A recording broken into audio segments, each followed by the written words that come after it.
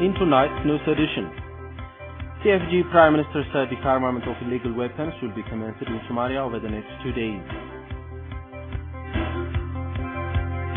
Cross-sections of the society across the nations continue expressing joy over the victory of the Ethiopian and the Somali CFG.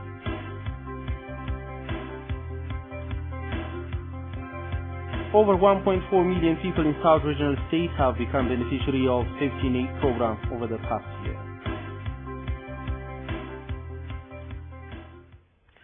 Good evening to you all. Welcome to ETV News. I'm Grum Tariku. Prime Minister of the Transitional Federal Government of Somalia disclosed today that the disarmament of illegal weapons across Somalia will be commenced over the next 2 days.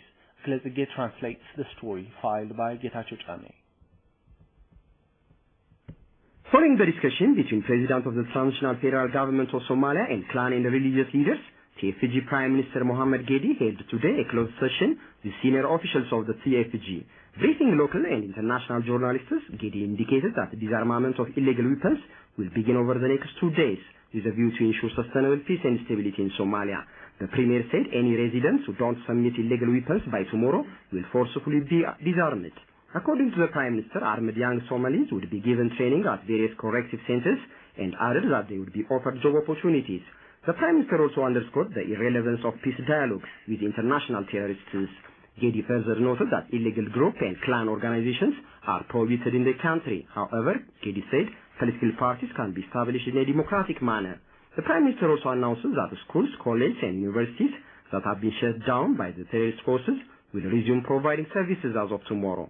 He also indicated that various committees are formed to facilitate the full operation of air bases and seaports in the country.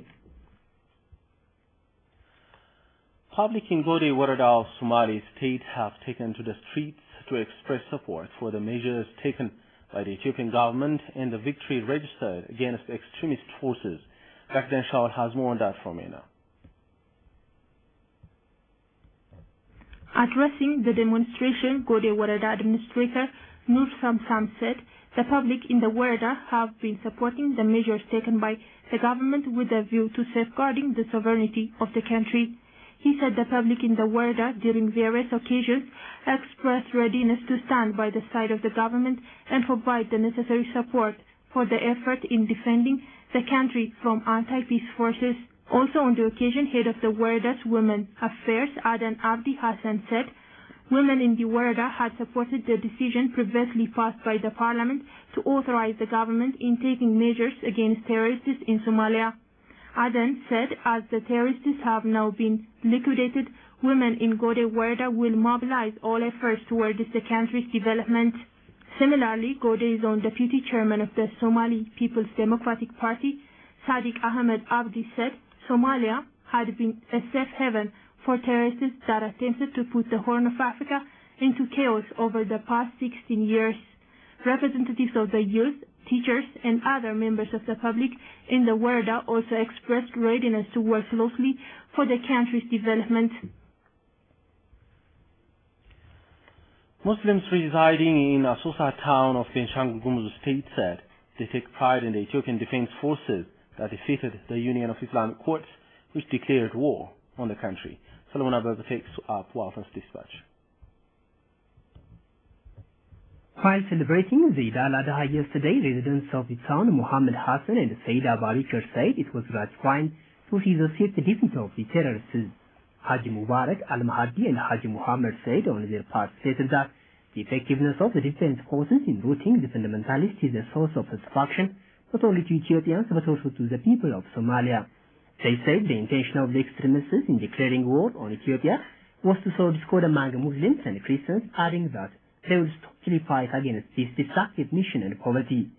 Meanwhile, civil servants in Kamasha Zone said yesterday that the victory attained attests to the bravery of the present generation inherited from its forefathers.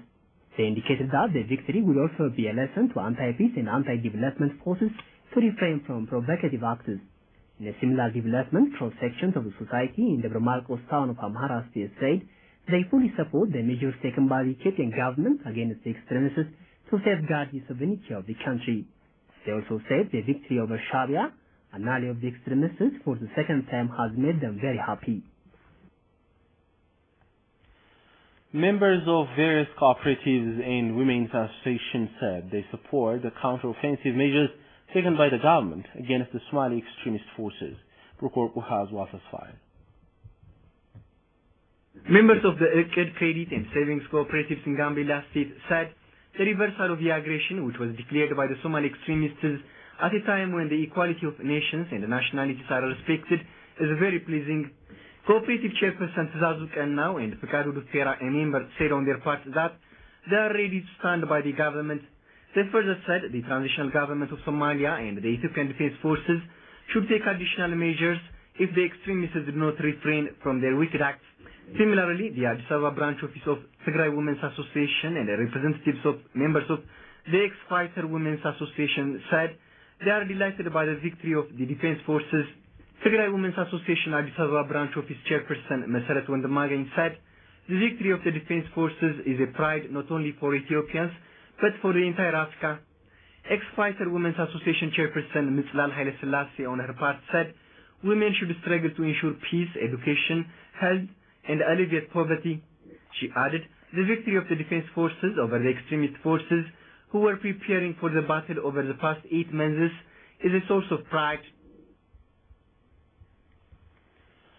Ambassador of Somalia to Ethiopia, Abdul Qadir Farah, called on the international community to support rehabilitation efforts of a significant number of Somalis. The ambassador made the remark on a discussion held at the Mekelle University. Prokurku has in dispatch. Speaking at a discussion held in Mekelle University on the current situation of Somalia, Somalian ambassador to Ethiopia, Abdikarin Farah, said the people of Somalia are now entering a new chapter after many years of tribulations. He said Somalis are found in extreme poverty as the country has never undertaken social services and infrastructure development activities over the past 16 years.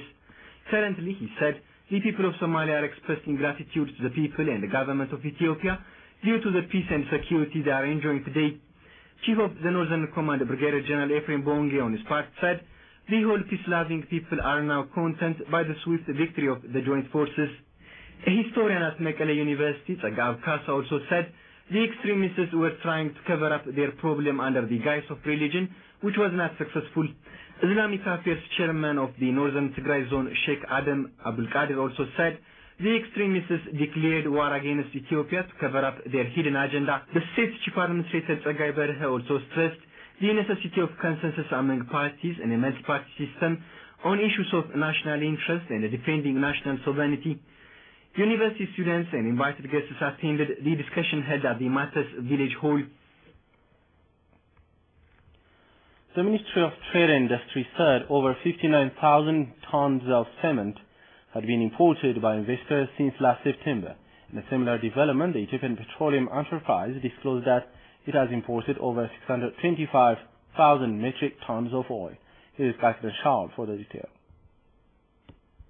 Head of Public Relations Office head with the ministry, Haidu Abdallah, told Ethiopia News Agency that since the government allowed investors to import cement to meet the rising demand for cement, over 70 investors had requested to import the product, out of which 23 have signed agreements. He said 3 importers have so far imported 36,000 tons of cement, while other 3 imported 23,500 tons of cement for their own consumption. According to the head, the import of cement by the investors would play a vital role in stabilizing the cement market and speed up construction. Some 95,000 tons of cement is expected to be imported by early January. Meanwhile, Ethiopian Petroleum Enterprise disclosed that it has imported over 625,000 metric tons of oil to the country in the past 5 months. Public Relations Officer with the enterprise, Damanu Kura, told Ethiopia News Agency that oil demand and supply is increasing through time parallel with the growing economy of the country. Damanu said of the imported oil in the stated period, 44,430 metric tons is imported via Sudan, while 581,161 metric tons through Djibouti. He said the imported oil has currently met the total demand in the country, adding the enterprise would exert utmost efforts to supply quality oil in the future. Mayor of the Dredar Town Interim Administration, Abdulaziz Mohammed, said conducive environment for investors is created in the town. A symposium aimed at introducing the untapped investment potentials of the town is opened in Dredwa town today. Brokoko presents the story filed by Ikram Bayan. Speaking at the opening ceremony of a symposium organized to introduce the various investment opportunities of the town, Mayor of the Dredwa Town Interim Administration Abdulaziz Mohammed said the administration is ready to deliver necessary and appropriate support to investors. He said the administration is creating conducive investment climate in manufacturing, hotel and tourism, education and health sectors among others. General Secretary of Ethiopian Employers Federation Tadele Yimer on his part said investors' role is of paramount importance to fulfill the Millennium Development Goals MDGs. Tadele said it's also important to create conducive environment for investors, take appropriate measures against illegal trading, as well as carry out structural reform on government offices in the town. During the symposium, investors have also deliberated on the various setbacks in the investment sector and the possible remedies that should be taken. Meanwhile, a trade fair staged for the past 1 week in the town has been concluded today, with investors paying a visit to investment areas in the region. Agriculture and Rural Development Bureau of the South Regional State said over 1.4 million people in 79 waradas of the state have become beneficiary of the safety net program undertaken over the past year. 401 million is allocated for the implementation of the third round safety net program to be carried out as of January 2007. Residential presents the story. Program Coordinator of the South State Agriculture and Rural Development Bureau, Molla Teken, told the region's mass media agencies that soil conservation and afforestation activities have been undertaken in 79 food and secured waradas of the state. The coordinator said construction of 181 farmers training centers, 256 water facilities, as well as 280 health posts were carried out over the past year. According to the state's mass media agency, the safety net program undertaken has also helped to eradicate diseases caused by malnutrition. It was also indicated that 1.6 million people in the state would become beneficiaries of the third round safety net program to be carried out as of January 2007 with an outlay of 401 million birr. Chief Administrator of the Gambela Regional State, Omad Obong, said the coordinated effort of NGOs is crucial to enhance development and good governance endeavors in the state. Speaking at a day-long awareness-raising forum organized by ZOA, a non-governmental organization, the Chief Administrator said the regional state is undertaking various activities by designing a 5-year strategic plan to extricate the public from the various socio-economic problems in the state. General Manager of ZOA Gambela Branch, Solomon Hussain, on his part said the organization has allocated 3 million birr to rehabilitate 44,000 people who were displaced due to the 2003 conflict in the state. According to Gambela Information Bureau, Solomon further reiterated the importance of coordinated effort of the different non-governmental organizations to sustainably rehabilitate the displaced people in the state. A research and inculcation conference of the Haromaya University said it has approved 124 research projects.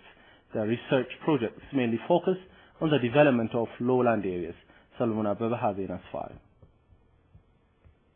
Research and Inculcation Director with the University, Dr. Tadele Teferra, told Ethiopian News Agency recently that the projects include agricultural economics and extension, animal and plant science, agriculture and engineering, natural resource and education, among others.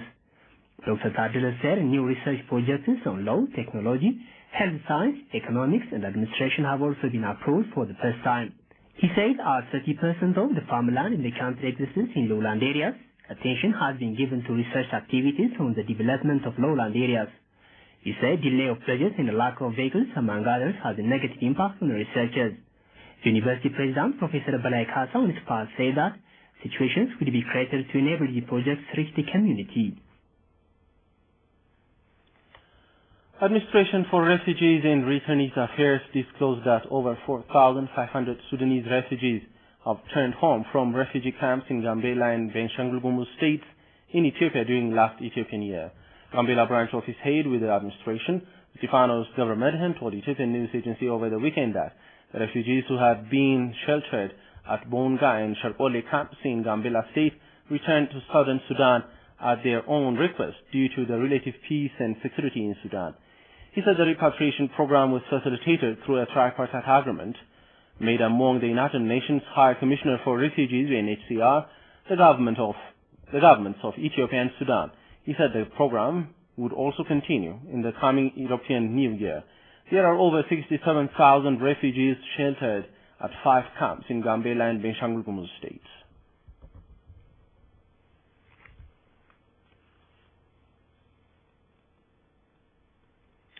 Well, with that, we're in the news. Thanks for joining us.